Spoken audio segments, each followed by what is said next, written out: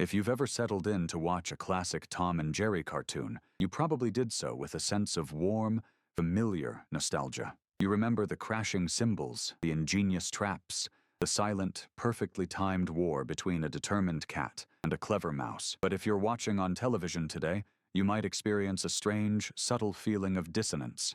A scene you remember with crystal clarity from your childhood is suddenly gone. A line of dialogue sounds different. The rhythm of a chase feels somehow incomplete. You're not misremembering. You are witnessing the result of a quiet, decades-long process of censorship that continues to shape how these iconic animations are presented. While many episodes in the vast Tom and Jerry library have been gently edited over the years, none face the level of ongoing, more heavy censorship today, quite like the 1948 short, Mouse Cleaning. This single cartoon, a masterpiece of comedic timing and visual inventiveness, has become the poster child for why classic animation remains a contentious subject in the modern era. To understand why Mouse Cleaning is so heavily censored, you have to look past the familiar anvils and dynamite and focus on a specific, brief sequence that makes the cartoon virtually unairable by contemporary standards.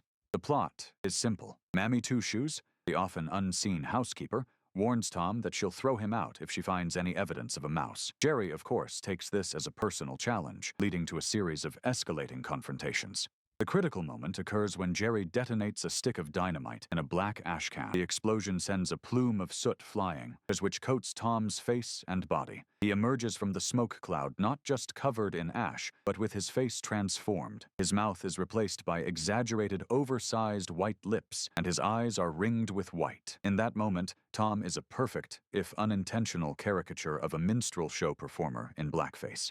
He then proceeds to chase Jerry, speaking in a stereotypical, exaggerated dialect associated with these racist performances. This sequence, lasting mere seconds in the original theatrical cut, is the reason mouse cleaning is rarely shown on television. And when it is, it's not simply edited, it's often reconstructed. The problem for modern broadcasters is that this isn't an isolated gag that can be snipped out without consequence. The blackface moment is a pivotal beat in the cartoon's central conflict, but removing it creates a jarring narrative hole. How did Tom get from the dynamite explosion to the next scene? The censorship has to be more than a simple cut. In some television versions, the entire sequence is removed, and the cartoon jumps awkwardly from the dynamite being lit to Tom already clean in the next scene. In other, more extensively altered versions, Tom's face is digitally recolored to remove the white markings, attempting to transform a racist gag into a simple, soot-covered gag. But even this alteration can't fully erase the original intent, which is evident in Tom's subsequent movements and vocalizations. The root of the offense lies in the historical weight of blackface imagery.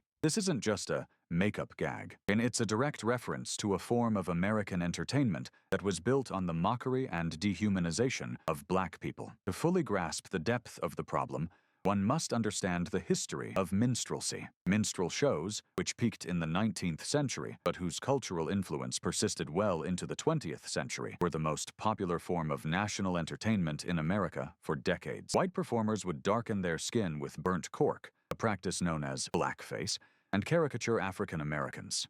These characters, like Jim Crow, a clumsy, dim-witted rural slave, and Zip Coon, a pompous, absurd urban dandy, were portrayed as lazy, ignorant, superstitious, hypersexual, and subservient. These stereotypes were not just for laughs. They were cultural propaganda designed to justify racial hierarchy, segregation, and discrimination. They painted black people as less than human, as children who needed the firm hand of white control. When Tom dons this appearance, even briefly, the cartoon is tapping into this deep well of historical trauma. For modern audiences, particularly black viewers, this imagery is not harmless fun. It is a painful reminder of a past where their humanity was a subject of public ridicule, a past whose legacy continues to manifest in systemic inequalities today. The issue is compounded in another notorious cartoon, Casanova Cat, from 1952, which is often discussed in the same breath as mouse cleaning. In this short, Tom tries to impress a wealthy female cat. To make Jerry a more appealing gift, Tom dips the mouse in a bowl of white flour, turning him into a grotesque parody of a white-faced performer. Later,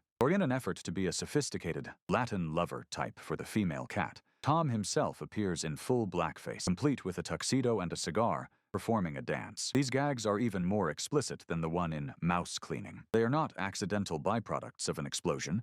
They are deliberate character transformations used for comedic effect. The fact that the animators at MGM, a major Hollywood studio, felt this was acceptable material for a general audience in 1952 speaks volumes about the cultural norms of the time. It also explains why, today, these cartoons are treated with such extreme caution. This wasn't happening in a vacuum. The animators, directors, and producers at MGM were working within the established creative and social conventions of their era. William Hanna and Joseph Barbera, who were the creators of Tom and Jerry, were not overtly malicious individuals.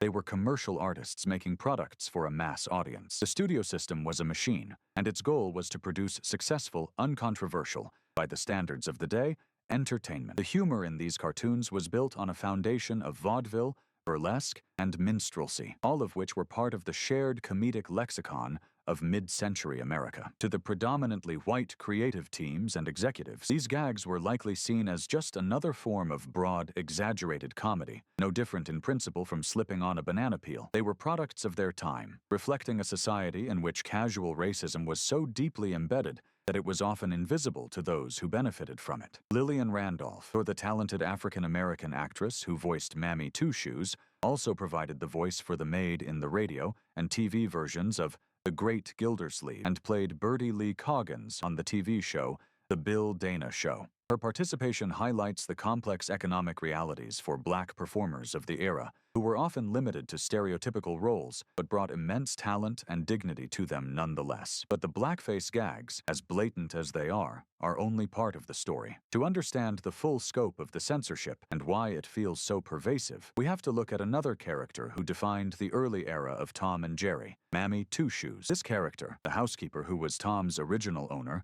is a constant presence in the Hanna-Barbera era. We almost never see her face, on only her lower body, her distinctive shoes, stockings, and heavy-set frame as she stomps through the house. Her voice, originally performed by Lillian Randolph, was a strong, dialect-heavy performance. "Thomas, get out!" he would shout, providing the narrative impetus for countless chases.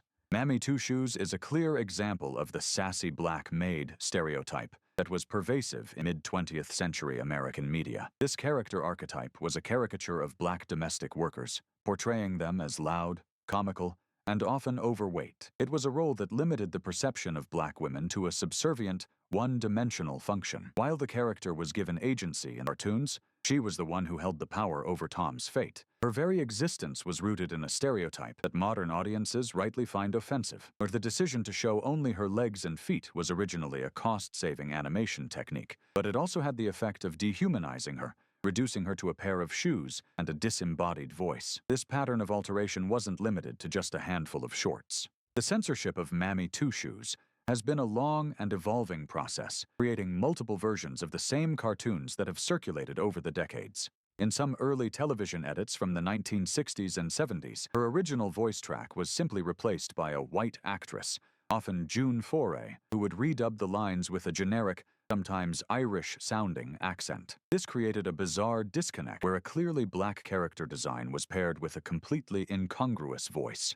The cartoons like The Midnight Snack and Old Rockin' Chair Tom exist in these redubbed forms, which are jarring to modern ears. Later attempts were more extensive. In the 1990s, when Turner Broadcasting owned the rights and began standardizing the cartoons for Cartoon Network and Boomerang, some episodes were edited to recolor Mammy Two Shoes' skin, making her appear ambiguously white or Latino. This digital recoloring is often crude and obvious, turning her dark skin into a strange, peachy tone that clashes with the original animation. The most extreme example of this is the cartoon Saturday Evening Puss. This episode exists in two vastly different versions. The original 1950 theatrical release features Mammy Two Shoes getting ready for a night on the town. In the 1960s, a completely new version was produced for television by Gene Deitch under the supervision of Chuck Jones. The character of Mammy Two Shoes was entirely removed and replaced with a thin, white teenage girl named June. This wasn't just a redub. Entire scenes were reanimated to accommodate the new character, a costly and time-consuming process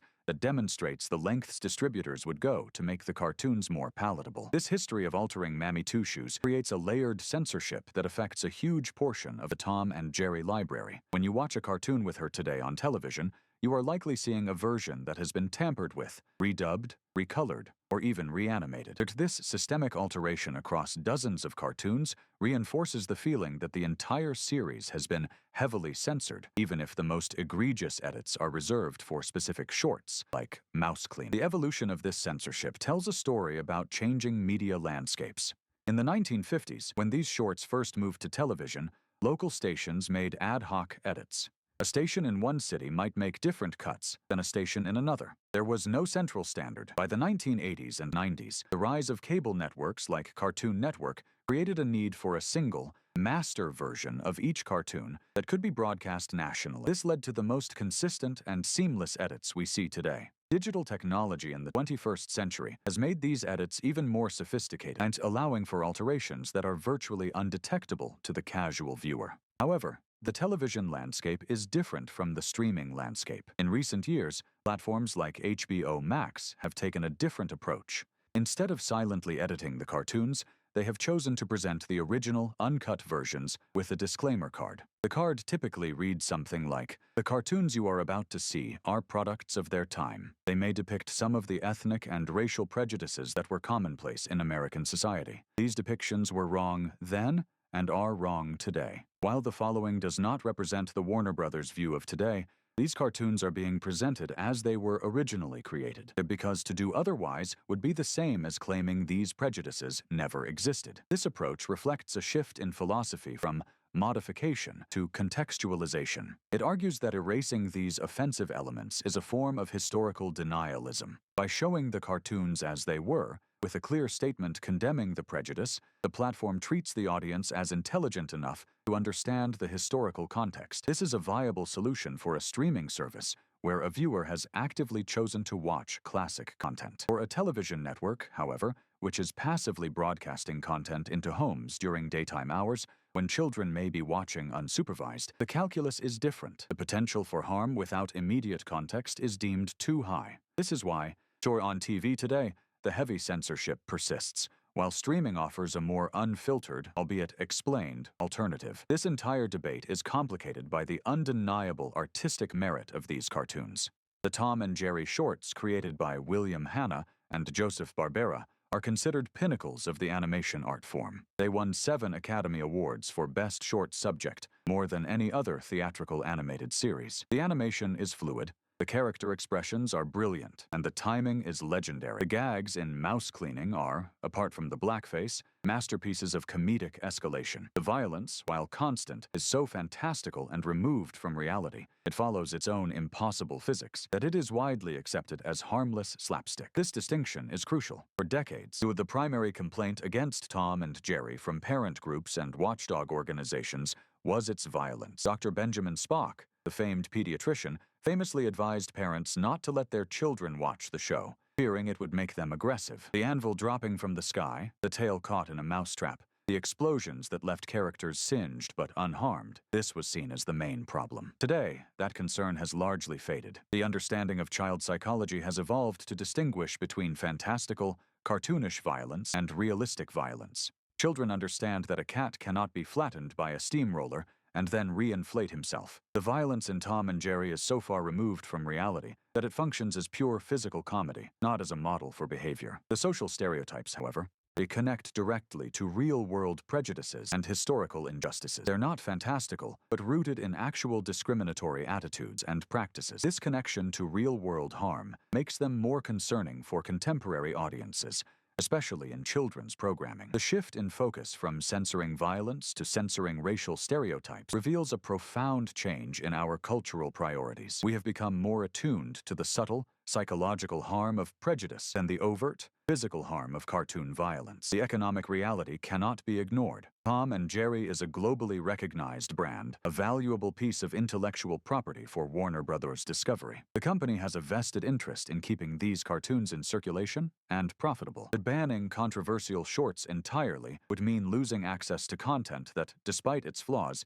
is part of a beloved franchise. Editing, therefore, becomes a pragmatic compromise, a strategy of preservation through adaptation. It allows the cartoons to remain commercially viable while mitigating the risk of controversy. This is not just a moral decision, it's a business decision, balancing the brand's image with its bottom line. This American-centric problem takes on different forms internationally. The handling of Tom and Jerry varies significantly from country to country, reflecting different cultural histories and sensitivities. In the United Kingdom, the BBC was a major broadcaster of the cartoons. For many years, they simply refused to air episodes featuring Mammy Two Shoes. When they did,